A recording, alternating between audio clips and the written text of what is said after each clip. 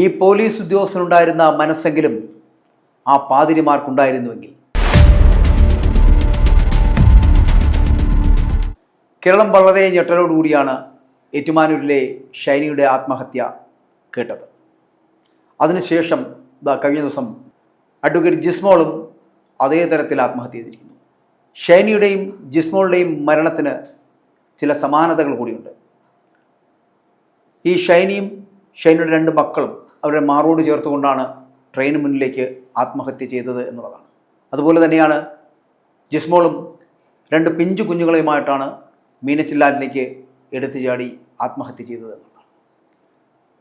ഈ 2 മരണങ്ങളെക്കുറിച്ചും അന്വേഷിച്ച അന്വേഷണ ഉദ്യോഗസ്ഥൻ എന്ന് പറയപ്പെടുന്നത് ഒരേ ഒരാൾ, അതായത് ഏറ്റുമാനൂർ സ്റ്റേഷനിലെ SHO ആയിട്ടുള്ള അൻസിൽ അഫ്സൽ. പക്ഷേ ആ അൻസിൽ അഫ്സൽ ഈ തകർന്നു കിടക്കുന്ന ശരീരങ്ങൾ, അതായത് ഷൈനിയുടെ കുടുംബത്തിൻ്റെ, ഷൈനിയുടെ മക്കളുടെയും തകർന്നു കിടക്കുന്ന ആ ശരീരഭാഗങ്ങൾ ഇൻക്വസ്റ്റ് തയ്യാറാക്കാനായിട്ട് കൊണ്ടുപോകുമ്പോൾ ഈ പോലീസ് ഉദ്യോഗസ്ഥൻ്റെ മനസ്സൊന്ന് പതറിപ്പോയി. അദ്ദേഹം ഒരു ഫേസ്ബുക്കിലൂടെ തന്നെ ചില കുറിപ്പുകളും അദ്ദേഹം വളരെ വൈറലാവുകയും ചെയ്തിരുന്നു. അതിനകത്ത് നൽകുന്ന ചില സൂചനകൾ, ഈ കാഴ്ചകളൊക്കെ കണ്ടപ്പോൾ ഈ പോലീസുകാരൻ്റെ മനസ്സൊന്ന് അലിഞ്ഞുപോയി. നമ്മൾ പലപ്പോഴും പോലീസുകാരെക്കുറിച്ച് കഠിനഹൃദയരാണ് എന്നൊക്കെ പറഞ്ഞ് മനുഷ്യത്വമില്ലാത്തവരാണ് എന്നൊക്കെ പറയാറുണ്ടെങ്കിൽ ഈ അൻസിൽ അഫ്സൽ എന്ന് പറയപ്പെടുന്നത് അവരിൽ നിന്ന് വ്യത്യസ്തനാകുന്നത് ഇവിടെയാണ്. അദ്ദേഹം കുറിച്ച കുറിപ്പിൽ പറയുന്നത് പോലെ വേദനാജനകമായിരുന്ന കാഴ്ചയായിരുന്നു അത് എന്നും തൻ്റെ മക്കളെക്കുറിച്ച് ഓർക്കാൻ പറ്റിയ ഒരു അവസരമായി പോയി അത് എന്നും പറയുന്നുണ്ട്. അദ്ദേഹവും 2 പെൺമക്കളുടെ പിതാവ് കൂടിയാണ് എന്നുള്ളത്. ഞാനിപ്പോൾ ഇത് ചർച്ചയ്ക്കെടുക്കുമ്പോൾ ഈ പോലീസ് ഉദ്യോഗസ്ഥനുണ്ടായിരുന്ന മനസ്സെങ്കിലും ആ പാതിരിമാർക്കുണ്ടായിരുന്നെങ്കിൽ എന്ന വിഷയം ചർച്ച ചെയ്യുമ്പോൾ ഇതിനകത്ത് മനസ്സിലുള്ള പോലീസുകാർ കൂടി ഉണ്ട് എന്നുള്ളതിൻ്റെ തെളിവ് കൂടിയല്ലേ ഈ അൻസിൽ അഫ്സൽ? സുനിൽ എന്ത് തോന്നുന്നു? തീർച്ചയായിട്ടും ഇപ്പം ഗോപകുമാർ പറഞ്ഞത് വളരെ സത്യമാണ്. കാരണം എന്തൊക്കെ സംഭവിച്ചാലും, ആത്മഹത്യയാണെങ്കിലും കൊലപാതകമാണെങ്കിലും നാട്ടിൽ എന്ത് സംഭവിച്ചാലും അതിൻ്റെ ആദ്യത്തെ പഴി എന്ന് പറയുന്നത് പോലീസുകാർക്കാണ്. അന്നേരം പോലീസുകാരുടെ ഭാഗത്തു നിന്നുണ്ടായ പലതരത്തിലുള്ള വീഴ്ചകളാണ്, അതല്ലെങ്കിൽ നേരത്തെ ഇത്തരം പരാതികൾ ലഭിച്ചപ്പോൾ കാര്യമായ നടപടിയെടുക്കാത്തത് കൊണ്ടാണ് ഇത്തരം ആത്മഹത്യയിലേക്ക് നയിച്ചത് എന്നുള്ള ധാരാളം പരാതികൾ പോലീസുകാർക്ക് കേൾക്കുന്നവരാണ്. ഇപ്പോൾ ഏറ്റുമാനൂർ പോലീസിനെ സംബന്ധിച്ചിടത്തോളം അറിയാം, കോട്ടയം ജില്ലയിലെ തന്നെ ഏറ്റവും കൂടുതൽ ക്രൈം രജിസ്റ്റർ ചെയ്യപ്പെടുന്ന വലിയൊരു പോലീസ് സ്റ്റേഷൻ, വളരെയേറെ വലിയ ഉത്തരവാദിത്തമുള്ള ഒരു ഉദ്യോഗസ്ഥനാണ് അവിടുത്തെ SHO എന്ന് പറയുന്നത്. അന്നേരം അദ്ദേഹം വളരെ ഹൃദയസ്പർശിയായ രീതിയിൽ കഴിഞ്ഞ ദിവസം അദ്ദേഹം ഒരു ഫേസ്ബുക്ക് പോസ്റ്റ് ഇട്ടിരുന്നു. അതിനെ തുടർന്ന് അദ്ദേഹത്തിന്റെ ബൈറ്റെല്ലാം മാധ്യമങ്ങളിലൂടെ നമ്മൾ കണ്ടു. അന്നേരം അതിൽ നിന്നും അദ്ദേഹം എടുത്തു കാണിച്ചതായിട്ട് 40ഓളം ബുക്കുകൾ, അതായത് തന്റെ സ്റ്റേഷൻ പരിധിയിൽപ്പെട്ട ഇതുപോലെ കുടുംബ പ്രശ്നങ്ങൾ പെട്ടവരുടെ ഓരോ ആഴ്ചയിലും വന്ന് ഒപ്പിട്ട് പോകുന്നവരുടെ വിശദാംശങ്ങൾ വരും. അന്നേരം അതിൽ നിന്ന് തന്നെ മനസ്സിലാക്കാം ഒരു SHOയെ സംബന്ധിച്ചിടത്തോളം വളരെയേറെ ഉത്തരവാദിത്തങ്ങളുണ്ട്. അതിനിടയ്ക്ക് ഈ രാഷ്ട്രീയക്കാർക്ക് എസ്കോർട്ട് സർവീസിന് പോകണം, അതിൻ്റെ എല്ലാം ഇടയ്ക്കും ഇത്രയും കുടുംബ പ്രശ്നങ്ങൾ കൈകാര്യം ചെയ്യുന്നു. നമുക്കറിയാം, കുടുംബ പ്രശ്നങ്ങളുമായിട്ട് ബന്ധപ്പെട്ട് വരുന്നവരെ സംബന്ധിച്ചുള്ള അവരുടെ ഒരു ധാരണ എന്ന് പറയുന്നത് എന്റെയാണ് ഈ ലോകത്തിലെ ഏറ്റവും വലിയ പ്രശ്നം എന്ന് പറഞ്ഞാൽ, അന്നേരം അവർ വന്ന് ഒരു സ്റ്റേഷനിൽ വന്നു കഴിയുമ്പോഴത്തേക്കും അവർ ഇത്തരത്തിലും കുടുംബ പ്രശ്നങ്ങൾ പറയാൻ ചിലപ്പോൾ മണിക്കൂറുകൾ തന്നെ എടുക്കും. അവർ വളരെയേറെ കരഞ്ഞു നിലവിളിച്ച് തങ്ങളുടെ പ്രശ്നങ്ങൾ വരുന്നു, ഇതെല്ലാം ക്ഷമയോടെ കേട്ട് ഇതിനൊരു തീർപ്പുണ്ടാക്കി ഈ അവരെ കൃത്യമായിട്ട് ഫോളോ അപ്പ് ചെയ്തു പോകുന്നു. പക്ഷേ അദ്ദേഹം പറയുന്നത് ദൗർഭാഗ്യകരം എന്ന് പറയട്ടെ, ഈ 2 പേർ എൻ്റെ അടുത്ത് വന്നിരുന്നുവെങ്കിൽ, അവർ തങ്ങളുടെ പ്രശ്നങ്ങൾ പറഞ്ഞിരുന്നുവെങ്കിൽ ഒരുപക്ഷെ ഈ ഒരു ആത്മഹത്യ ഒഴിവാക്കാം എന്ന തരത്തിൽ അദ്ദേഹം പറഞ്ഞു. എന്നാൽ അതിൽ നിന്നും പറയുന്നത്, ഒന്ന്, കഠിനഹൃദയരെന്ന് നമ്മൾ കരുതുന്ന ഒരു പോലീസ് ഉദ്യോഗസ്ഥൻ പറയുന്നു, ഞാനും 2 പെൺകുഞ്ഞുങ്ങളുടെ പിതാവാണ്, എൻ്റെ അടുത്ത് അവർ വന്നിരുന്നുവെങ്കിൽ, അദ്ദേഹം വിലപിക്കുകയാണ്, ആ കുഞ്ഞുങ്ങളുടെ മൃതശരീരങ്ങൾ റെയിൽവേ ട്രാക്കിൽ നിന്നും ഇൻക്വസ്റ്റ് ടേബിളിലേക്ക് എടുത്തു വെക്കുമ്പോൾ ഉണ്ടായ ആ ഒരു പിതാവിൻ്റെ ഹൃദയവിചാരങ്ങൾ, അതുപോലെ തന്നെ ആ 2 പിഞ്ചു കുഞ്ഞുങ്ങളെ മീനച്ചില്ലാറ്റിൽ നിന്നും തപ്പിയെടുത്ത് അവരെയും ഇൻക്വസ്റ്റ് നടപടികളിലേക്ക് കൊണ്ടുപോകുമ്പോൾ ഒരു പിതാവ് എന്ന നിലയ്ക്ക് തീർച്ചയായിട്ടും ഉണ്ടായ വിഷമം അദ്ദേഹം പങ്കുവച്ചു. പക്ഷെ നമ്മൾ ഇന്ന് ഇത്തരം ഒരു ചർച്ചയിലൂടെ പൊതുസമൂഹത്തിന് മുന്നിൽ മറ്റൊരു ചിന്ത പങ്കുവയ്ക്കുവാൻ ആഗ്രഹിക്കുന്നത്, യഥാർത്ഥത്തിൽ പോലീസുകാരെ സംബന്ധിച്ചിടത്തോളം അവർ തന്നെല്ലാം ബാധ്യസ്ഥരാണ് ഇത്തരം കാര്യങ്ങളെല്ലാം ചെയ്യാൻ ബാധ്യസ്ഥർ. എന്നാൽ ഈ 2 മരണങ്ങൾ തമ്മിലും താങ്കൾ ആദ്യമേ ചൂണ്ടിക്കാണിച്ച ഏറ്റുമാനൂർ ഷൈനിയുടെ മരണം, അതുപോലെ ഈ അഡ്വക്കേറ്റ് ജിസ്മോളുടെ മരണവും തമ്മിൽ വളരെയേറെ സാമ്യമുണ്ട്. അതിലേറ്റവും പ്രധാനം എന്ന് പറയുന്നത്, ഇവർ 2 ഏതാണ്ട് ഒരു 14-15 കിലോമീറ്റർ ചുറ്റളവിൽ താമസിക്കുന്നവരാണ്. ഇവർ 2 ജ്ഞാനായ കത്തോലിക്ക സഭ സമുദായക്കാരാണ് എന്ന് പറയുന്നത് നമുക്കറിയാം. ശുദ്ധരക്ത വാദികൾ, അതായത് ഇവർ തമ്മിലുള്ള കല്യാണങ്ങൾ യാതൊരു കാരണവശാലും മറ്റൊരു സഭാഭാഗത്തിലേക്ക്, ഇവർ ഒരു കത്തോലിക്ക സഭയുടെ യോടൊപ്പം ചേർന്നാണ് നിൽക്കുന്നത് എങ്കിൽ പോലും ഒരു വിവാഹബന്ധം ഒരിക്കലും ഒരു സീറോ മലബാർ സഭയിലേക്ക് പോലും ഇവർ വിവാഹം കഴിച്ച് അയക്കില്ല. ഇവരുടെ തമ്മിൽ, ഇവരുടെ കുടുംബാംഗങ്ങൾ തമ്മിൽ ഈ ഒരു കലർപ്പുണ്ടാകാതിരിക്കാൻ, ആ ഒരു ശുദ്ധരക്തത്തെ വാദികൾ എന്ന് പറയുന്ന ഇവരെ സംബന്ധിച്ചിടത്തോളം ഇവരെല്ലാം ഇവരുടെ ജീവിതത്തിൽ വളരെ നിർണായകമായ ഒരു സ്വാധീനം സഭയ്ക്കും പള്ളികൾക്കുമുണ്ട്, ഇടവകകൾക്കുണ്ട്. അന്നേരം ഇവരുടെ രണ്ടുപേരുടെയും ഇടവകളെ സംബന്ധിച്ചിടത്തോളം ഇവർ രണ്ടും വളരെയേറെ വിശ്വാസികളാണെന്ന് നമുക്ക് മനസ്സിലാക്കാൻ പറ്റുന്നു. പള്ളികൾക്ക് ഇവിടെ കുടുംബത്തിന്മേൽ വളരെയേറെ സ്വാധീനമുണ്ടെന്ന് മനസ്സിലാക്കുന്നു. പള്ളിയുമായിട്ട് ബന്ധപ്പെട്ട് എല്ലാ ദിവസവും തന്നെ കുർബാനയ്ക്ക് പോവുകയും എല്ലാം ബന്ധപ്പെട്ട് നിൽക്കുന്ന ആളുകളാണ് ഇവർ. അന്നേരം നമുക്ക് മനസ്സിലാക്കാൻ സാധിക്കുന്നത് ഇത്തരം രണ്ട് മരണങ്ങളുണ്ടായി. ഈ രണ്ട് ഇടവകളിലെയും ഇടവക വികാരിമാർ ഒരക്ഷരം ഇതിനെക്കുറിച്ച്, ഈ ഒരു മരണത്തെക്കുറിച്ചോ ഈ ഒരു ആത്മഹത്യയെക്കുറിച്ചോ അവർ പറഞ്ഞില്ല. എന്നാൽ ഈ സമുദായത്തിൽപ്പെട്ട ഇവരുടെ സഭയുടെ വക്താവായ ഒരു പാതിരി തൻ്റെ ഐഡന്റിറ്റി മറച്ചു വെച്ച് ഒരു സമൂഹ മാധ്യമത്തിലൂടെ അദ്ദേഹം പറഞ്ഞതെന്താ വെച്ച് കഴിഞ്ഞാൽ, പാതിരിമാരുടെ ചുമതല എന്ന് പറഞ്ഞാൽ പോലീസുകാരുടെ അല്ല, ഞങ്ങൾക്ക് ഇതൊന്നും ഇടപെടേണ്ട കാര്യമില്ല, ഞങ്ങൾക്ക് വെറുതെ കുർബാന നടത്തി പോകുക എന്നുള്ളതേ ഉള്ളൂ, കുടുംബ പ്രശ്നങ്ങളൊന്നും ഞങ്ങൾ ഇടപെടാൻ ആൾക്കാരല്ല എന്ന്. എന്തുകൊണ്ടും സുനിൽ മാത്യു, അത് ഒരു വലിയ ചോദ്യമാണ്. കാരണം നമുക്ക് പലപ്പോഴും ഈ ഇതുപോലുള്ള സഭകൾ, ഇപ്പോൾ താങ്കൾ പറഞ്ഞ പോലെ ഈ ക്നാനായ സഭ എന്ന് പറയപ്പെടുന്നത് ശുദ്ധരക്താക്കളുടെ അല്ലേ, അങ്ങനെയുള്ള ഒരു സഭയാണല്ലോ. കാരണം ആ സഭയിൽ നിന്ന് മറ്റൊരു സഭയിലേക്ക് കല്യാണം കഴിച്ച് അയക്കാൻ പാടില്ല, ആ സഭയിൽ തന്നെ ഉള്ളവർ തന്നെ ഇവരെ കല്യാണം കഴിക്കണമെന്നൊക്കെ. അപ്പോൾ അങ്ങനെയുള്ള വലിയ ഇത്തരത്തിലുള്ള തത്വങ്ങളൊക്കെ പറയുമ്പോൾ, അല്ലെങ്കിൽ ഇത്തരത്തിലുള്ള തത്വശാസ്ത്രങ്ങളൊക്കെ പറയുമ്പോൾ, സ്വാഭാവികമായിട്ടും അവരെ രക്ഷിച്ചെടുക്കുക, അവരുടെ പ്രശ്നങ്ങൾ ഇടപെടുക, ആ പ്രശ്നങ്ങൾക്ക് പരിഹാരം കണ്ടെത്തുക എന്ന് പറയപ്പെടുന്ന ചില രീതികൾ കൂടെ അവലംബിക്കേണ്ടതില്ലേ അങ്ങനെ പാതിരിമാർ? ഒരിക്കലും അത്തരത്തിലുള്ള സമീപനങ്ങൾ സ്വീകരിക്കുന്നില്ല. ഇപ്പോൾ താങ്കൾ പറഞ്ഞ പോലെ ആണെങ്കിൽ സ്വന്തം പേര് പോലും വെളിപ്പെടുത്താൻ കഴിയാത്ത തരത്തിലുള്ള പാതിരിമാർ പറയുന്നത് ഞങ്ങൾക്ക് പോലീസിന്റെ പണിയെടുക്കാൻ പറ്റില്ല എന്നുള്ള രീതിയിലാണ് സംസാരിക്കുന്നത്. ഇത്രയും അഹങ്കാരവും ഹുങ്കും കാണിക്കേണ്ട ആവശ്യം ഈ പാതിരിമാർക്കുണ്ടോ? സത്യത്തിൽ ഇവർ ചെയ്യേണ്ടത് എന്താണ്? ഇവരുടെ പ്രശ്നങ്ങൾ എന്താണെന്ന് പഠിക്കുക, മനസ്സിലാക്കുക, ആ പ്രശ്നത്തിന് പരിഹാരം ഉണ്ടാക്കുക. ആത്മഹത്യ എന്ന് പറയപ്പെടുന്നത് പാപമാണ്, ആത്മഹത്യ ഒരിക്കലും ചെയ്യാതിരിക്കുക എന്നുള്ളതാണ്. അങ്ങനെ തന്നെയല്ലേ ചെയ്യേണ്ടത്? പക്ഷെ പാതിരിമാർക്ക് മറ്റെന്തെങ്കിലും പണിയുണ്ടോ ഇതല്ലാതെ? തീർച്ചയായിട്ടും വളരെ പ്രസക്തമായ ചോദ്യം. അതായത് പാതിരിമാരുടെ പണി എന്താണ് എന്നാണ് നമ്മൾ ആദ്യമേ ഒന്ന് അനലൈസ് ചെയ്യുന്നത്. കാരണം അവരുടെ പ്രധാനപ്പെട്ട ചുമതല എന്ന് പറഞ്ഞാൽ ഞായറാഴ്ചകളിൽ ഞായറാഴ്ച മാത്രം തുറക്കുന്ന ഒരു നാടകശാല എന്ന് വിശേഷിപ്പിക്കാവുന്ന ഈ നാടകശാലയിലെ ഒരു ഏതാനും മണിക്കൂർ, 2-2.5 മണിക്കൂർ ഒരു കുർബാന അർപ്പിക്കുക എന്നുള്ളതാണ് ഇവരുടെ പ്രധാനപ്പെട്ട ചുമതല. അതിനുശേഷം ചില ആധ്യാത്മിക സംഘടനകളുണ്ടെങ്കിൽ അതിന്റെ ചുമതലകളും എല്ലാം അതും പരമാവധി ഞായറാഴ്ച തന്നെ തീർക്കാൻ പറ്റും. പിന്നീട് അവരെ സംബന്ധിച്ചിടത്തോളം ആഴ്ചയിലെ 6 ദിവസവും അവര് ഫ്രീ ആണ്.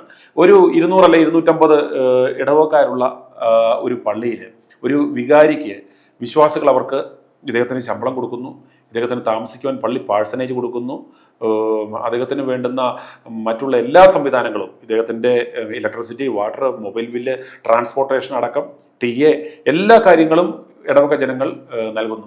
അന്നേരം ഇദ്ദേഹത്തിന്റെ ഉത്തരവാദിത്തമാണ് ഒരു അജപാലൻ, അല്ലെങ്കിൽ ഇവരെ ഒരു കുർബാന തൊഴിലാളി, കൂതാശ തൊഴിലാളി എന്ന രീതിയിൽ നമ്മൾ പറയുമെങ്കിലും വിശ്വാസികൾ ഇവരെ കാണുന്നത് ഇവരുടെ ആത്മീയ പിതാവ്.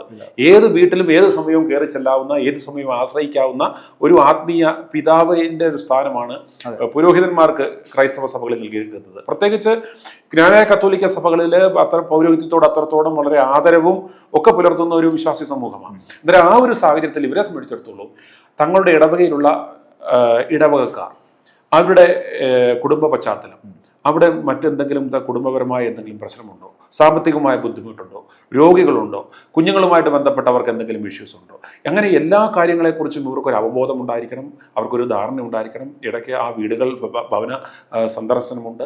അന്നേരം അങ്ങനെയുള്ള വിഷയങ്ങൾ വരുമ്പോൾ അവർക്ക് വേണ്ടി പ്രാർത്ഥിക്കുക, അവർക്ക് വേണ്ടുന്ന കൗൺസിലിംഗ് നൽകുക. സാമ്പത്തികമായ ബുദ്ധിമുട്ടുണ്ടെങ്കിൽ പള്ളിയിലൂടെ ചെയ്യാവുന്നത് അങ്ങനെ ചെയ്യുക. അതല്ലെങ്കിൽ സമൂഹമായി അവരുടെ കൂട്ടായ്മയോടുകൂടി പള്ളിയിൽ അനൗൺസ് ചെയ്ത് ഒരു പ്രത്യേക പ്രോജക്റ്റായി ചെയ്യണമെങ്കിൽ അങ്ങനെ എല്ലാ അവസരങ്ങളും ഉണ്ടെന്നിരിക്കെ ഇത്തരം വീടുകളിൽ നടക്കുന്ന പ്രശ്നങ്ങൾ, ആത്മഹത്യകൾ നടക്കുന്നുണ്ട്. അതുപോലെ മയക്കുമരുന്നിന് അടിമയായി നടക്കുന്ന ആളുകളുണ്ട്. ഇതൊരു മരണം വന്നു കഴിയുമ്പോൾ മാത്രമാണ് നമ്മളിപ്പോൾ ഇത് ചർച്ച വിഷയമാകുന്നത്. അന്നേരം ഇങ്ങനെ വിഷയങ്ങളിൽ ക്രിയാത്മകമായി ഇടപെടാൻ പറ്റാവുന്ന ഒരു വ്യക്തി ആയിരുന്നു മുൻകാലങ്ങളിൽ പുരോഹിതൻ. എനിക്ക് അവിടെ ഒരു ചോദ്യം കൂടെ ഉണ്ട്. അതായത് നമ്മൾ ഈ പുരോഹിതന്മാർക്ക് കൂടിപ്പോയാൽ ഒരു ഇടവക എന്ന് പറയുമ്പോൾ 200 250 അല്ലേ? ചിലപ്പോൾ 200 250 ആകാം, ചിലപ്പോൾ അതിൽ താഴെയാകാം, 50 താഴെയാകാം, ചിലപ്പോൾ 1000-ഓളം വലിയ ഇടവകളുണ്ട്. ഇത്രയും പേരെ മാത്രം ഹാൻഡിൽ ചെയ്താൽ മതി, അത് മാത്രമേ ഉള്ളൂ. പക്ഷെ അവിടെയാണ് ഈ അൻസിൽ അഫ്സലിന്റെ പ്രത്യേകത എന്ന് പറയുന്നത്. കാരണം ഏറ്റുമാനൂർ പോലൊരു വലിയ സ്റ്റേഷൻ അതിർത്തിയിൽ നമ്മൾ ആദ്യം സൂചിപ്പിച്ചതുപോലെ ഏകദേശം അവിടെ 700-800 ഒക്കെ കേസുകളാണ് അവിടെ വരുന്നത്. രജിസ്റ്റർ 500ഓളം വരുന്ന രജിസ്റ്റർ ചെയ്യപ്പെടുന്ന കേസുകൾ, അതിൽ 500ഓളം കുടുംബ കേസുകളാണ്. അതെ. അതിനകത്താണ് താങ്കൾ പറഞ്ഞ പോലെ 40ഓളം ബുക്ക് വെച്ചിട്ട് എല്ലാവരെയും കൊണ്ട് ഒപ്പിടിക്കുന്ന ഒരു സമീപനം. അത് ഈ മദ്യപന്മാരാണ്. കാരണം മദ്യപിച്ച് വന്നിട്ട് ഈ സ്ത്രീകളെ എടുത്തിട്ട് തല്ലുക, അതിനുശേഷം വിഷയം ഉണ്ടാക്കുക, കുടുംബത്തിൽ വലിയ പ്രശ്നങ്ങൾ ഉണ്ടാക്കുക. അതിൽ ഏകദേശം 10% വരുന്ന ആൾക്കാർ ഡൈവോഴ്സിലേക്ക് പോവുക, ഇവരോടൊപ്പം ജീവിക്കാൻ കഴിയില്ല, ആത്മഹത്യയാണ് നല്ലത് എന്ന് പറയുക എന്ന് പറയുന്ന സ്ഥിതിവിശേഷമാണ് അവിടെ ഉണ്ടായിട്ടുള്ളത്. അപ്പോൾ അതിനെ ഒതുക്കി തീർക്കാനുള്ള വലിയ ശ്രമമാണ് അവിടെ അൻസൽ അഫ്സൽ ബുക്കുകളിലൂടെ ചെയ്തുകൊണ്ടിരിക്കുന്നത്. ഞാൻ ഒരു കാര്യം കൂടെ എന്നോട് ഞാൻ വിട്ടുപോകാൻ സാധ്യത ഉണ്ടോ എന്നുകൂടെ ഞാൻ ഇടയ്ക്ക് കയറി പറയാൻ ശ്രമിക്കുകയാണ്. കാരണം എന്താ വെച്ച് കഴിഞ്ഞാൽ ഈ അൻസൽ അഫ്സലിന്റെ ഒരു SHOയുടെ, അതായത് സാധാരണ ഒരു മനുഷ്യൻ പോലീസ് സ്റ്റേഷനിലോട്ട് ചെല്ലാൻ ഭയമാണ്. അങ്ങനെയുള്ള ഒരു സാഹചര്യത്തിലാണ് 400-450ഓളം പേര് അവിടേക്ക് സ്റ്റേഷനിലേക്ക് ചെല്ലുന്നു. പക്ഷേ എന്തുകൊണ്ട് ഈ വിശ്വാസി സമൂഹം പള്ളികളിലേക്ക് വരുന്നില്ല?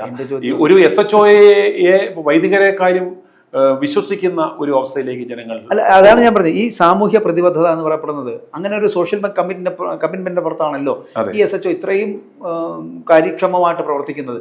അത്രയും കാര്യക്ഷമമായി പ്രവർത്തിക്കുന്ന സർക്കാരിന്റെ പണം വാങ്ങിയിട്ട് അദ്ദേഹം ഉദ്യോഗസ്ഥനായതുകൊണ്ട് ചെയ്യുന്നു എന്നുള്ളത് മാത്രമല്ല, അദ്ദേഹത്തിന്റെ മനസ്സുണ്ട് എന്നുള്ളതാണ്. നമ്മൾ ആദ്യം സൂചിപ്പിച്ച മനസാക്ഷി ഉണ്ട് എന്നുള്ളതാണ്. അദ്ദേഹത്തിന്റെ ഫേസ്ബുക്കിലെ ഓർമ്മക്കുറിപ്പ് അല്ലെങ്കിൽ ആ കുറിപ്പ് എന്ന് പറയപ്പെടുന്നത് ഒരു ഓർമ്മപ്പെടുത്തലാണ്. അതായത് ഇങ്ങനെ ഉണ്ടായിരുന്നെങ്കിൽ അവരിന്ന് ജീവിച്ചിരുന്നേനെ, അവരൊന്ന് അടുത്ത് വന്നിരുന്നെങ്കിൽ, അല്ലെങ്കിൽ ഞങ്ങളോടൊന്ന് കംപ്ലൈന്റ് പറഞ്ഞിരുന്നുവെങ്കിൽ അവരെ രക്ഷിക്കെടുക്കാമായിരുന്നു എന്ന് പറയുന്ന മാനസികാവസ്ഥയിലേക്ക് എത്തപ്പെടുന്ന അൻസിൽ അഫ്സലിനെ നമ്മൾ ഇവിടെ 2 കൈകൊട്ടി ശ്ലാഘിക്കുക തന്നെ വേണം.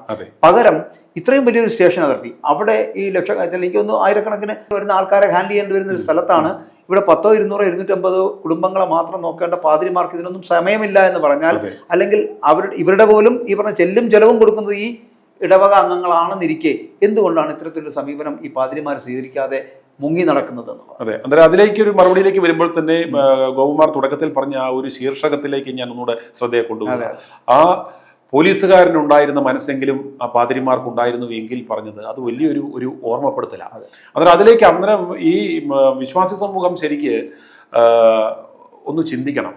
കാരണം ഇതിനകത്ത് നമ്മൾ ഓർമ്മപ്പെടുത്തുന്നത് ഈ വിശ്വാസി സമൂഹത്തെയാണ്. കാരണം അവർ ഉണ്ടാക്കിയ സഭകൾ, അവരുണ്ടാക്കിയ ഇടവകകൾ, അവരുണ്ടാക്കിയ ഇടവക പള്ളിയിലെ ആ പൊട്ടക്കാർ, അവരെ സംബന്ധിച്ചിടത്തോളം അവർക്ക് ആശ്രയമാകേണ്ടുന്ന, അവർക്കൊരു താങ്ങും തണലുമാകേണ്ടുന്ന, അവർ ചെല്ലും ചെലവും കൊടുത്ത് വളർത്തുന്ന അല്ലെങ്കിൽ പരിപാലിച്ചു കൊണ്ടിരുന്ന ഈ സഭയിലെ വൈദികരും എന്ന് പറയുന്നത് ഇതിൻ്റെ പ്രയോജനം എന്താണ്?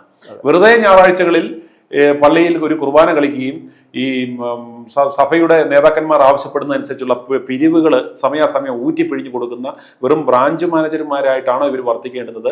അതോ യഥാർത്ഥത്തിൽ ഒരു ഇടയന്മാരായി ാണോ ഇവർ വർത്തിക്കേണ്ടുന്നത്? അവരങ്ങനെ വർത്തിക്കുന്നുണ്ടോ എന്ന് ഓരോ വിശ്വാസി സമൂഹം, ഓരോ ഇടവക്കാരും ഒരു ആത്മവിചിന്തനം ചെയ്യുക. അവരങ്ങനെ വർത്തിക്കുന്നില്ല എന്നുണ്ടെങ്കിൽ നിങ്ങൾ തന്നെ ആലോചിക്കുക, ഇത്തരം സംവിധാനങ്ങളുടെ പ്രസക്തി എന്താണ്? ഈ നാട്ടിൽ പോലീസ് സ്റ്റേഷനുകളുണ്ട്. ആ പോലീസ് ഉദ്യോഗസ്ഥനെ സംബന്ധിച്ചിടത്തോളം താങ്കൾ സൂചിപ്പിച്ച പോലെ അദ്ദേഹം ഈ കാര്യങ്ങളൊന്നും ചെയ്തില്ലെങ്കിൽ പോലും മാസം അദ്ദേഹത്തിന് കൃത്യമായിട്ടും ശമ്പളം കിട്ടും. എത്ര കുടുംബ പ്രശ്നം പരിഹരിച്ചു എന്നുള്ള ഒരു ടാർഗറ്റും ഒരു പോലീസ് ഉദ്യോഗസ്ഥനും കൊടുക്കാൻ സാധ്യതയില്ല. പക്ഷേ അദ്ദേഹത്തിന്റെ എല്ലാ ചുമതലകൾക്കിടയിലും, എല്ലാ കർത്തവ്യങ്ങൾക്കിടയിലും ഇദ്ദേഹം ആത്മാർത്ഥമായി ഇത്തരം ഇദ്ദേഹം വിള്ളലുകൾ ഉണ്ടാകുന്ന, കുടുംബ പ്രശ്നങ്ങൾ ഉണ്ടാക്കുന്ന മദ്യപന്മാരെ ഭയപ്പെടുത്തിയാണെങ്കിലും അല്ലെങ്കിൽ ഉപദേശിച്ചാണെങ്കിലും ആ ഒരു സമാധാനം, ഒരു അന്തരീക്ഷം കുടുംബത്തുണ്ടാക്കാൻ ശ്രമിക്കുന്നു. വൈദികർ, അതായത് ഈ കുടുംബ ബന്ധത്തിൽ അല്ലെങ്കിൽ അത്തരത്തിലുള്ള ഒരു ആശ്രയമാകേണ്ടുന്ന വൈദികന്മാർ അവരുടെ ആ ഒരു കർത്താവ് കാണിച്ചു തന്ന ആ ഒരു മാർഗം, ഈ 2 കുടുംബങ്ങളെ ഇന്ന് സത്യം പറഞ്ഞാൽ പല കുടുംബങ്ങളും ഇന്ന് ഇവർ ചെയ്യുന്നത് നമുക്ക് വാർത്തകളിൽ നമ്മൾ കൈകാര്യം ചെയ്യുന്ന വാർത്തകൾ വെച്ച് നോക്കുമ്പോൾ ഇന്ന് ഇവർ കുടുംബ ബന്ധങ്ങൾ ശിഥിലമാക്കുകയാണ് ചെയ്യുന്നത്. കുടുംബ ബന്ധങ്ങളെ, വ്യക്തിബന്ധങ്ങളെ കൂടുതൽ ഛിന്നഭിന്നമാക്കുകയാണ് ഈ വൈദികർ ചെയ്യുന്നത്. പക്ഷേ അവർ ആ ഒരു തലത്തിൽ നിന്നും മാറി അവർ ഇത്തരത്തിലുള്ള പ്രശ്നങ്ങളുള്ള കുടുംബങ്ങളിൽ ഒരു താങ്ങും തണലുമായി വർത്തിക്കണം. ഒരു വൈദികരെന്ന നിലയിൽ ആത്മാർത്ഥമായി തന്നെ അവർ അവരുടെ കർത്തവ്യം നിറവേറ്റുന്ന ഒരു സാഹചര്യം വന്നാൽ നമുക്ക് ദാരുണമായ ഇത്തരം പല ആത്മഹത്യകൾ നമുക്ക് ഒഴിവാക്കാൻ സാധിക്കും. അതുപോലെ ഞാൻ അങ്ങോട്ട് ഒരു ചോദ്യം ചോദിക്കാൻ ആഗ്രഹിക്കുകയാണ്.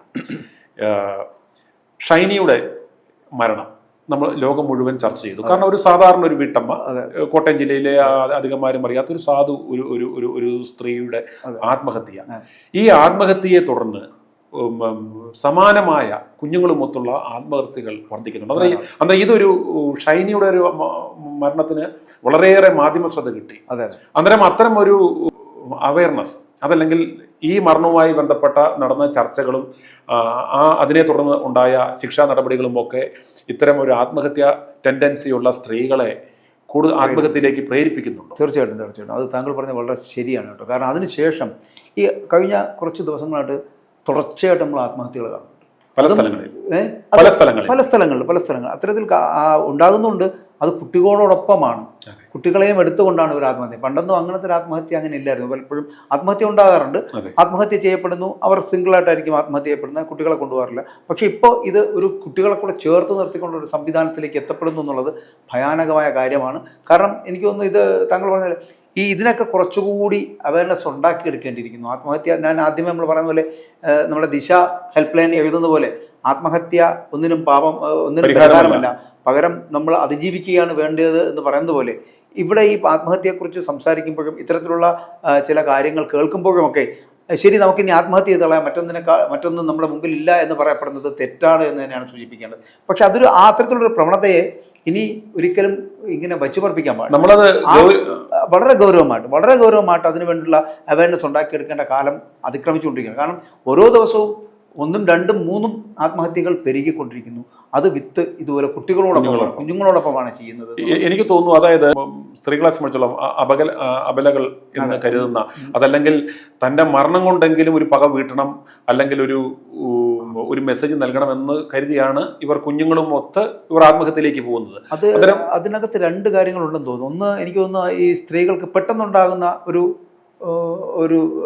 ആക്ഷൻ ഉണ്ട്, റിഫ്ലക്സ്, ഒരു മാനസികാവസ്ഥ അവർ പെട്ടെന്ന് ആത്മഹത്യയിലേക്ക് പോകും. ഒപ്പം തന്നെ ഈ കുഞ്ഞുങ്ങളെ എടുക്കുക എന്ന് പറയുന്നതിൽ മറ്റൊരു കാര്യങ്ങളുണ്ട്. ഇപ്പോൾ എനിക്ക് തോന്നുന്നതാണ്, നമുക്കറിയില്ല അത്, പക്ഷെ എനിക്ക് തോന്നുന്നു ഇനി ഞാനില്ലാത്ത ലോകത്ത് കുട്ടികൾ ഒറ്റപ്പെടുകയും അങ്ങനെയുള്ള ലോകത്ത് ഇവർ ജീവിക്കേണ്ടെന്ന് കരുതുകയും ചെയ്യുന്ന മാനസികാവസ്ഥയിലേക്ക് അവർ എത്തുന്നോ എന്ന് എനിക്കറിയില്ല. ചിലപ്പോൾ അത്തരത്തിലാണോ ഇവരെയും കൂടെ കൂട്ടി കൊണ്ടുപോകുന്നതെന്നൊരു സംശയം. തീർച്ചയായിട്ടും താനോ ഈ ലോകത്തിൽ ഇത്രയും അനുഭവിച്ചു, ഇനി എന്റെ പെൺകുഞ്ഞുങ്ങൾ, പ്രത്യേകിച്ച് പെൺകുഞ്ഞുങ്ങളുമായിട്ടാണ് പോകുന്നത്, പെൺകുഞ്ഞുങ്ങൾക്ക് അതിലും ഒരു ദാരുണമായ അവസ്ഥ ഉണ്ടാകാതിരിക്കുവാൻ വേണ്ടി ഈ തന്നോടൊപ്പം അവർ കൊണ്ടുപോകുന്നു. പക്ഷേ അന്നേരം ഈ ഷൈനിയുടെ മരണത്തിലൂടെ, അല്ലെങ്കിൽ ഇത്തരം ഒരു ടെൻഡൻസി കുഞ്ഞുങ്ങൾ മൊത്തമുള്ള ആത്മഹത്യകളുടെ എണ്ണം വർദ്ധിക്കുവാൻ എനിക്കൊരു കാരണം തോന്നുന്നു വെച്ചാൽ, സാധാരണഗതിയിൽ വളരെ അബലകളാണ്. അവർക്ക് മറ്റൊരു തരത്തിലും ഭർത്താവിനോടോ കുടുംബക്കാരോടോ പ്രതികാരം ചെയ്യാനായിട്ട് സാധിക്കുന്നില്ല, കുടുംബത്തിൽ നിന്നും സപ്പോർട്ട് കിട്ടുന്നില്ല. അന്നേരം ഈ അവസരത്തിൽ ഷൈനിയുടെ ഈ ആത്മഹത്യ ലോകമെമ്പാടും ഇത് ചർച്ച ചെയ്യപ്പെടുന്നു.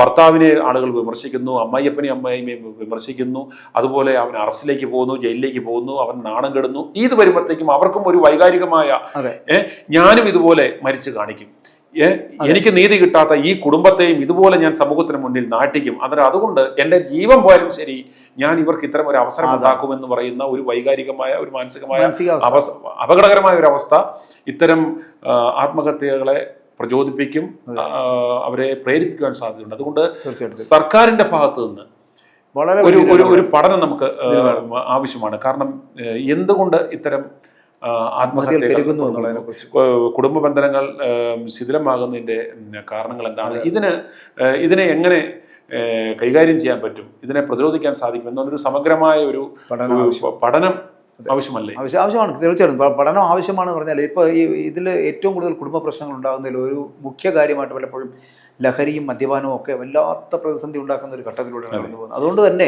അത്തരത്തിലുള്ള വിഷയങ്ങൾ വീടുകളിൽ ചർച്ച ചെയ്ത് ഈ പറഞ്ഞതുപോലെ സ്ത്രീകൾ അവർ തളർന്നു കാണും.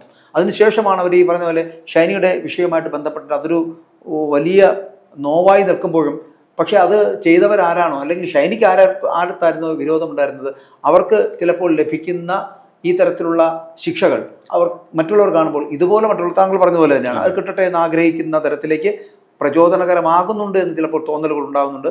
അതുകൊണ്ട് നമുക്കെപ്പോഴും പറയാനുള്ളത് ആത്മഹത്യ ഒന്നിനും പരിഹാരമല്ല. പക്ഷേ ഇവിടെ ഈ നമ്മൾ ചർച്ച തുടങ്ങിയത് എന്ന് പറയപ്പെടുന്നത് ഈ വിഷയവുമായിട്ട് ബന്ധപ്പെട്ടായിരുന്നു. അതുപോലെ തന്നെ ഇതിന് മറ്റൊരു സമാനതകൾ കൂടി ഉണ്ട്, അതുകൊണ്ട് പറഞ്ഞ് നമുക്ക് അവസാനിപ്പിക്കാം. ഈ ഷൈനിയുടെയും ഒപ്പം തന്നെ ജിസ്മോളുടെയും മരണവുമായി ബന്ധപ്പെട്ട് 2 പേർ ഈ കാരിത്താസുമായിട്ട് ബന്ധപ്പെട്ടിരുന്ന ഹോസ്പിറ്റലിലേക്ക്, ആ ഹോസ്പിറ്റലുമായിട്ട് ബന്ധപ്പെട്ടു ഇതിനകത്ത് ചില ഇടപെടലുകൾ ഉണ്ടായിട്ട് പറയുന്നുണ്ട്. അതുമായിട്ട് ബന്ധപ്പെട്ട് നമുക്ക് അതിനെ എങ്ങനെയാണ് നോക്കി കാണാൻ കഴിയുന്നത്? ഇപ്പോൾ ഇത് രണ്ടും, ഇപ്പോൾ കാരിത്താസ് ആശുപത്രിയും ഈ ജ്ഞാനായ കത്തോലിക്ക സഭയുടെ ഉടമസ്ഥയിലുള്ളതാണ്. 2 പേരും ഷൈനിക്കാണെങ്കിൽ അവിടെ ഒരു നേഴ്സ് ആയിട്ടുള്ള ഒരു ജോലി സാധ്യതയുണ്ടായിരുന്നു. ആ സാധ്യത ഇല്ലാതാക്കി എന്നുള്ള ഒരു വിഷമവും കൂടി അവരുടെ ഒരു ആത്മഹത്യയെ പെട്ടെന്ന് പ്രേരിപ്പിച്ചു എന്ന തരത്തിലേക്ക് ഒരു അനുമാനമുണ്ട്.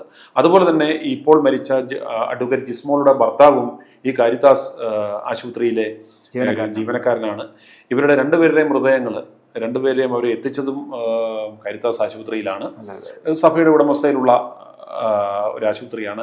ഈ 2 മരണങ്ങൾ ഉണ്ടായപ്പോഴും ആശുപത്രിയുടെ ഒരു നിലപാടെന്ന് പറഞ്ഞാൽ അത് എന്താ പറയുന്നത്, സഭയുടെ ആശുപത്രിയെ അല്ലെ ആ ഒരു പ്രസ്ഥാനത്തെ ആ വിഷയത്തിലേക്ക് വലിച്ചിഴക്കുകയാണ് എന്നൊരു തരത്തിൽ അത് അവരെ പർപ്പസ്ഫുള്ളി കരിവാരി തേക്കാൻ ശ്രമിക്കുകയാണ് എന്ന തരത്തിൽ അവർ പ്രചരിപ്പിച്ചു. അവർ അത്തരത്തിലൊരു കേസും കൊടുക്കുകയും ചെയ്തു. പക്ഷേ അത് യാഥാർത്ഥ്യമാണ്. അത് നമ്മൾ പറയാതിരിക്കുവാൻ നമുക്ക് യാതൊരു നിർവാഹവുമില്ല. അതുകൊണ്ട് വിഷമിച്ചിട്ട് കാര്യമില്ല. തീർച്ചയായിട്ടും. അപ്പം ഇവിടെ നമ്മൾ ആദ്യം സൂചിപ്പിക്കുന്ന പോലെ കരിവാരി തേക്കൽ എന്നുള്ളത് മാറ്റിവെക്കുക. പകരം ആരും കരിവാരി തേക്കാതിരിക്കും. അതിന് പകരം ചെയ്യേണ്ടത് അല്ലെങ്കിൽ അതിന് നമ്മൾ ചെയ്യേണ്ടത് എത്ര മാത്രമേ ഉള്ളൂ. ഞാൻ ആദ്യം സൂചിപ്പിച്ചതുപോലെ ഈ ഏറ്റുമാനൂർ പോലുള്ള വലിയൊരു പോലീസ് സ്റ്റേഷൻ അതിർത്തിയിൽ ഇത്രത്തോളം വരുന്ന ആൾക്കാരെ അവരുടെ ചിലപ്പോൾ താങ്ങും തണലുമാകുന്ന തരത്തിലേക്ക് ഒരു SHOക്ക് എത്താൻ കഴിയുന്നുണ്ട് എങ്കിൽ ആ SHO പോലെ അല്ല ഒരു പാതിരി എന്ന് പറയപ്പെടുന്നത്. 100, 200, 250 കുടുംബങ്ങളുടെ കാര്യങ്ങൾ നോക്കാൻ കഴിയുന്ന ഒരു ഇടവകയിലെ പാതിരിക്ക് ഇവരുടെയൊക്കെ പ്രശ്നങ്ങൾ ചിലപ്പോൾ മനസ്സിലാക്കാൻ കഴിഞ്ഞേനെ. അങ്ങനെ കഴിയുമായിരുന്നുവെങ്കിൽ ഇന്ന് കാരിദാസ് പോലുള്ള ഹോസ്പിറ്റലുകളെ ആരും കരിവാരി തേക്കില്ലായിരുന്നു. ഒപ്പം തന്നെ ഇതുപോലുള്ള പുരോഹിതന്മാരെയും ആരും കരിവാരി തേക്കില്ലായിരുന്നു എന്നല്ലേ പറഞ്ഞ് അവസാനിപ്പിക്കുമ്പോൾ എന്താ? അതെ, നമ്മൾ അവസാനിപ്പിക്കുമ്പോൾ എന്ന് പറഞ്ഞാൽ ഇത് നമ്മൾ ഏതെങ്കിലും ഒരാളുടെ ചുമതല എന്ന് പറഞ്ഞ് നമ്മൾ ഒഴിഞ്ഞു മാറും. ഇതിനൊരു കളക്റ്റീവ് എഫേർട്ട് ആവശ്യമാണ്. അതിനകത്തൊരു നിർണായകമായ പങ്ക് വഹിക്കാൻ പറ്റാവുന്ന ഇത്തരമുള്ള ഒരു സാമൂഹികമായ പ്രശ്നങ്ങളിൽ നിർണായകമായ ഇടപെടലുകൾ നടത്താൻ പറ്റുക എന്ന് പറയുന്നത് സഭയ്ക്കും ആ ഇടവകയ്ക്കുമാണ്. അന്നേരം ആ ഇടവകയുമായി ബന്ധപ്പെട്ട് അതിന്റെ നായകൻ എന്ന നിലയ്ക്ക് ഒരു ഇടവക വികാരി കുറച്ചുകൂടെ അർപ്പണ ബോധത്തോടെ കുറച്ചുകൂടെ ഒരു കമ്പാഷനോടെ ഈ ഇത്തരം കാര്യങ്ങളെ നോക്കുകയും സമീപിക്കുകയും ചെയ്തു കഴിഞ്ഞാൽ ഇതുപോലുള്ള പല കുടുംബങ്ങളെയും ചേർത്ത് നിർത്താൻ പറ്റും. പല ആത്മഹത്യകളെയും നമുക്ക് അവരെ പിന്തിരിപ്പിക്കാൻ പറ്റും. അവർക്ക് താങ്ങും തണലുമാകും. അവരെ സമൂഹത്തിലേക്ക് കൊണ്ടുവരാനും പറ്റും. അന്നേരം ഇതൊന്നും വിളിച്ചു പറഞ്ഞ് വലിയ പ്രൊപ്പഗണ്ട നടത്തി ചെയ്യേണ്ട കാര്യങ്ങളല്ല. ഇത് ചെവി അറിയാതെ ഒരു വൈദികനെ സംബന്ധിച്ചിടത്തോളം, ഒരു നിസ്സാർത്ഥ സേവനം ചെയ്യുന്ന ഒരു വ്യക്തിയെ സംബന്ധിച്ചിടത്തോളം ചെവി അറിയാതെ ഒരു പ്രശ്നങ്ങളും ഉണ്ടാകാതെ, ഒരു അവസരങ്ങളും ഉണ്ടാകാതെ ഇതിനെല്ലാം ഒരു ഷോക്ക് അബ്സർവറുടെ ഒരു റോൾ ഇവർക്ക് നിർവഹിക്കാൻ പറ്റും. ഒരു ഒരസൽ ഉണ്ടാകാതെ, ഒരു ഡാമേജ് ഉണ്ടാകാതെ ഈ പ്രശ്ന പരിഹാരത്തിന് ഇവരെ സാധിക്കും. അന്നേരം തീർച്ചയായിട്ടും സഭകളും പുരോഹിതന്മാരും ആ തലത്തിലേക്ക് ഉയർന്നു വരേണ്ടുന്നത് ആവശ്യമാണ്. അങ്ങനെ വരാതിരിക്കുമ്പോഴാണ് ഏറ്റുമാനൂരിലെ സ്റ്റേഷൻ ഹൗസ് ഓഫീസർമാരെ പോലുള്ള ഓഫീസർമാർ ആ വിടവ് നികത്തുന്നത്. അപ്പോൾ അതിന് വേണ്ടത് ഇത്രയേ ഉള്ളൂ. SHO പോലുള്ള നമ്മുടെ SHO പോലുള്ളവരുടെ, അതായത് ഈ ഏറ്റുമാനൂർ SHO അൻസിൽ അഫ്സലിനെ പോലുള്ളവരുടെ മനസ്സാണ് ആവശ്യം, അല്ലേ? അത്തരത്തിലുള്ള ഒരു മനസ്സുണ്ടായിരുന്നുവെങ്കിൽ ചിലപ്പോൾ ഇവർക്ക് ഈ തരത്തിലുള്ളൊരു ഗതികേട് ഉണ്ടാകില്ലായിരുന്നു. അപ്പോൾ നമ്മൾ ആദ്യം പറഞ്ഞതുപോലെ ഞാൻ പറഞ്ഞ ഒരു ക്യാപ്ഷൻ ഉണ്ടായിരുന്നു ഇതിൻ്റെ. അതായത് ഇങ്ങനത്തെ ഒരു പോലീസ് ഓഫീസർക്ക് ഉണ്ടാകുന്ന മനസ്സ് ഈ പാതിരിമാർക്ക് ഉണ്ടായിരുന്നുവെങ്കിൽ, അങ്ങനെ ഉണ്ടായിരുന്നുവെങ്കിൽ ഈ ഷൈനിയും അഡ്വക്കേറ്റ് ജിസ്മോളും ഒക്കെ ഇന്നും ജീവനോടെ ഉണ്ടായിരുന്നതിനെ ആ പിഞ്ചു കുഞ്ഞുങ്ങളോടൊപ്പം. സഭയും ഇടവക പട്ടക്കാരുമെല്ലാം തങ്ങളുടെ ആ ദൗത്യം നേരാവണ്ണം നിർവഹിച്ചാൽ ഇതുപോലുള്ള ചോദ്യങ്ങൾ ഉയരില്ല. ആ പോലീസുകാരൻ കാണിച്ച മനസ്സുപോലും ഈ പാതിരിമാർ കാണിക്കുന്നില്ലല്ലോ എന്ന ചോദ്യം പൊതുസമൂഹത്തിന്റെ ഭാഗത്തു നിന്നും ഉയരുകയില്ല. i2i News, an eye for truth. i2i News subscribe ചെയ്തിട്ടില്ലാത്തവർ ഇപ്പോൾ തന്നെ സബ്സ്ക്രൈബ് ചെയ്യുക. നോട്ടിഫിക്കേഷൻ ലഭിക്കുവാൻ ബെൽ ബട്ടണും അമർത്തുക.